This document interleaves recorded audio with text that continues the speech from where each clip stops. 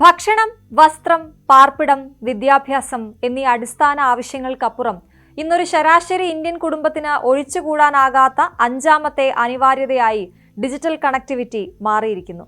Online വിദ്യാഭ്യാസം, ജോലിയുടെ remote സാധ്യതകൾ, വിനോദം, ബാങ്കിംഗ്, ആശയവിനിമയം തുടങ്ങി ജീവിതത്തിന്റെ സമസ്ത മേഖലകളും ഇന്ന് ഡിജിറ്റൽ ഇടങ്ങളിലേക്ക് പറിച്ചുനട്ടു. എന്നാൽ ഈ സൗകര്യങ്ങൾ നാം സൗജന്യമായി ആസ്വദിക്കുന്നവയല്ല. ഒരു കുടുംബത്തിന്റെ പ്രതിമാസ ബജറ്റിന്റെ വലിയൊരു ഭാഗം ഇന്ന് ഈ ആവശ്യങ്ങൾക്കായി ഉപയോഗിക്കുന്നുണ്ട്. പ്രതിമാസം ഒരു ശരാശരി കുടുംബത്തിന് മൊബൈൽ റീചാർജിനും ബ്രോഡ്ബാൻഡ് കണക്ഷനും OTT സബ്സ്ക്രിപ്ഷനും ആയി ചെലവ് വരുന്നത് 2300 രൂപ മുതൽ 3000 രൂപ വരെയാണ്. ഒരു കാലത്ത് ലാൻഡ് ഫോണിന് മാത്രം നിന്നിരുന്ന ചെലവുകളുടെ എത്രയോ മടങ്ങ് അധികമാണിത്. വർദ്ധിച്ചു വരുന്ന ഈ ഡിജിറ്റൽ ചെലവുകൾ എങ്ങനെ ഒരു കുടുംബത്തിന്റെ സാമ്പത്തിക ഘടനയെ മാറ്റിമറിക്കുന്നുവെന്നും ഇതിനെ എങ്ങനെ കൈകാര്യം ചെയ്യാമെന്നുമാണ് നമ്മൾ ഇന്ന് പരിശോധിക്കുന്നത്. ഇന്ത്യൻ ടെലികോം വിപ്ലവം ലോകത്തിന് മുന്നിൽ കുറഞ്ഞ നിരക്കിൽ ഡാറ്റ ലഭ്യമാക്കിയിരുന്ന ഒരു കാലമുണ്ടായിരുന്നു. എന്നാൽ കഴിഞ്ഞ കുറച്ച് വർഷങ്ങളായി ടെലികോം കമ്പനികളുടെ താരിഫ് വർധനവ് സാധാരണക്കാരെ വലയ്ക്കുന്നുണ്ട്. ഇന്നത്തെ സാഹചര്യത്തിൽ ഏറ്റവും കുറഞ്ഞ പ്ലാനിൽ പോലും പ്രതിമാസം 1 GB ഡാറ്റയും കോളുകളും ലഭിക്കാൻ ഏകദേശം 300 രൂപയെങ്കിലും ചെലവഴിക്കേണ്ടതുണ്ട്. അതും 28 ദിവസത്തേക്കാണെന്ന് കൂടി ഓർക്കണം. 4 അംഗങ്ങളുള്ള ഒരു കുടുംബത്തിൽ, അതായത് അച്ഛൻ, അമ്മ, 2 കുട്ടികൾ ഉൾപ്പെടെ 4 പേർക്കും കുറഞ്ഞത് 300 രൂപയുടെ പ്ലാൻ എടുത്താൽ പോലും പ്രതിമാസ മൊബൈൽ റീചാർജ് ചെലവ് 1200 രൂപയായി ഉയരുന്നു. ഇത് 1 GB ഡാറ്റ മാത്രം ലഭിക്കുന്ന ഏറ്റവും കുറഞ്ഞ പ്ലാനിന്റെ കാര്യമാണ്. ഓൺലൈൻ ക്ലാസ്സുകളോ വീഡിയോ കോളുകളോ സോഷ്യൽ മീഡിയ ഉപയോഗമോ അധികരിക്കുമ്പോൾ കൂടുതൽ ഡാറ്റ ആവശ്യമുള്ള പ്ലാനുകളിലേക്ക് മാറേണ്ടി വരും. 5G യുഗത്തിൽ ഇത് 400 മുതൽ 500 രൂപ വരെയുള്ള പ്ലാനുകളായി മാറുമ്പോൾ മൊബൈൽ റീചാർജിനുള്ള പ്രതിമാസ ചെലവ് 1600 മുതൽ 2000 രൂപ വരെ എത്താം. ഇവിടെയാണ് കണക്ടിവിറ്റി എന്ന അടിസ്ഥാന സൗകര്യം കുടുംബ ബജറ്റിലെ ഒരു വലിയ ബാധ്യതയായി മാറുന്നത്.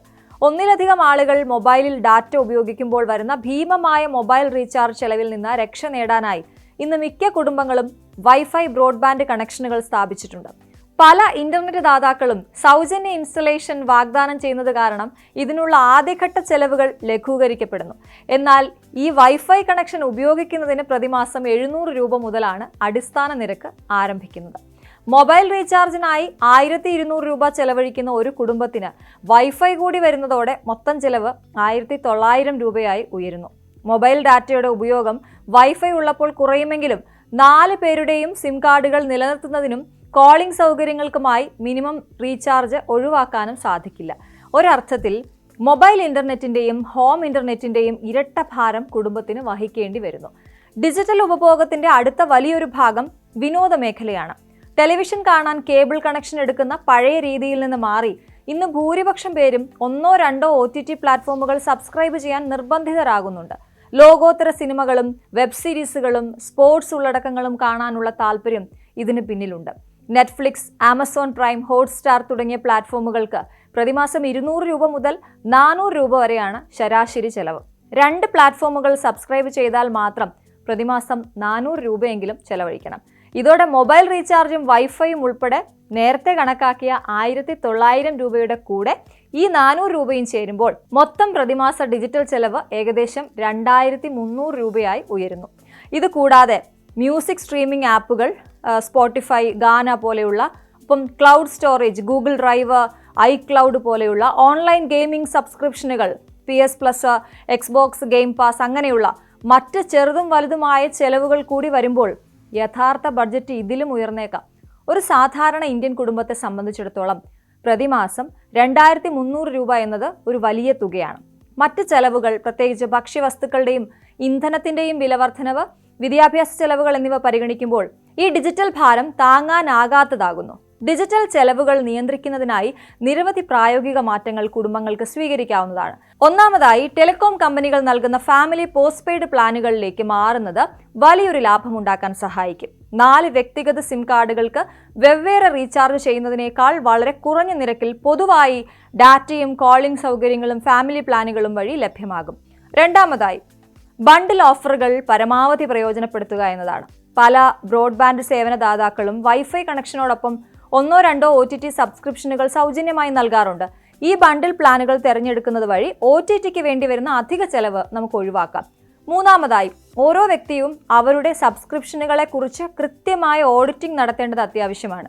ഉപയോഗിക്കാത്ത OTT പ്ലാറ്റ്ഫോമുകളും മറ്റ് ആപ്ലിക്കേഷനുകളും ഉടൻ തന്നെ റദ്ദാക്കണം. ഒരു വർഷം മുഴുവൻ ഉപയോഗിക്കാതെ ഓട്ടോ റിന്യൂവലിൽ കുടുങ്ങിക്കിടക്കുന്ന നിരവധി സബ്സ്ക്രിപ്ഷനുകൾ നമ്മുടെ ഡിജിറ്റൽ ബജറ്റിനെ താളം തെറ്റിക്കാറുണ്ട്. അവസാനമായിട്ട് OTT പ്ലാറ്റ്ഫോമുകൾക്കും മറ്റ് ഡിജിറ്റൽ സേവനങ്ങൾക്കും വർഷാടിസ്ഥാനത്തിലുള്ള സബ്സ്ക്രിപ്ഷൻ തിരഞ്ഞെടുക്കുന്നത് പ്രതിമാസ പ്ലാനുകളെ അപേക്ഷിച്ച് ഗണ്യമായ സാമ്പത്തിക ലാഭം നൽകും. ഈ രീതികൾ വഴി ഡിജിറ്റൽ ജീവിതത്തിന്റെ ഗുണനിലവാരം കുറയ്ക്കാതെ തന്നെ അനാവശ്യമായ ചെലവുകൾ നിയന്ത്രിക്കാൻ കുടുംബങ്ങൾക്ക് സാധിക്കും. ഇന്നത്തെ ലോകത്ത് ഡിജിറ്റൽ സേവനങ്ങൾ ഒഴിച്ചുകൂടാനാകാത്തതാണ്. എന്നാൽ ഈ സൗകര്യങ്ങൾ നമ്മെ സാമ്പത്തികമായി ഞെരുക്കുന്ന അദൃശ്യ ബില്ലുകളായി മാറുന്നതിനെക്കുറിച്ച് നാം ബോധവാന്മാരായിരിക്കണം. ഒരു കാലത്ത് മൊബൈൽ ഫോൺ ഒരു ആഡംബരമായിരുന്നെങ്കിൽ ഇന്നത് 4 ചുമരുകൾക്കുള്ളിൽ പോലും 4 റീചാർജ് ആവശ്യപ്പെടുന്ന ഒരു ബാധ്യതയായി മാറിയിരിക്കുന്നു. ഓരോ കുടുംബവും അവരുടെ ഡിജിറ്റൽ ചെലവുകൾ ഒരു നിശ്ചിത ചെലവായി കണ്ട് ശരിയായ സാമ്പത്തിക ആസൂത്രണം നടത്തേണ്ട സമയം അതിക്രമിച്ചിരിക്കുന്നു. സാങ്കേതിക വിദ്യയുടെ വളർച്ച ജീവിതം എളുപ്പമാക്കുമ്പോൾ അതിൻ്റെ വില നമുക്ക് താങ്ങാൻ കഴിയുന്നതാണോ എന്ന് ഉറപ്പുവരുത്തേണ്ടത് അത്യാവശ്യമാണ്. ഡിജിറ്റൽ സാക്ഷരത പോലെ തന്നെ പ്രധാനമാണ് ഇന്ന് ഡിജിറ്റൽ സാമ്പത്തിക വിവേകവും.